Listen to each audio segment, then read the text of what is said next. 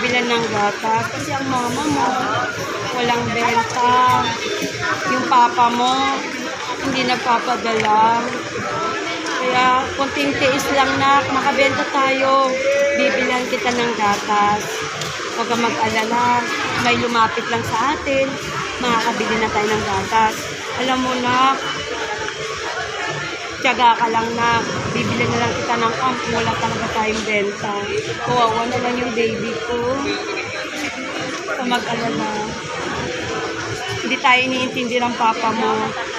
Tandaan mo na, nandito ang mama. Huwag kang mag-alala.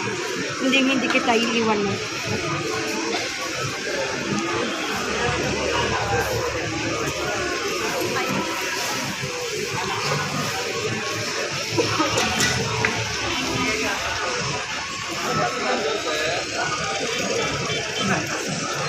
Nak, nandito na pala yung papa mo. Ang tagal na hindi niya umuwi. Nakitaan ko na. Ano na yung baby natin? Kawawa naman yung baby natin. Hindi natin nabibigyan ng bata. Wala akong benta.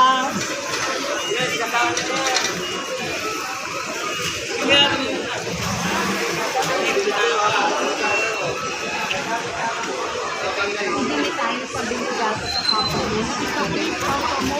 Ilang taon, hindi kayo sinito. Kawawa naman. Vlog pala po. Kawawa naman yun. Kinayapa.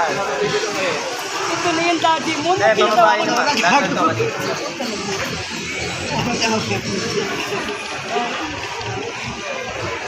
Ano ba?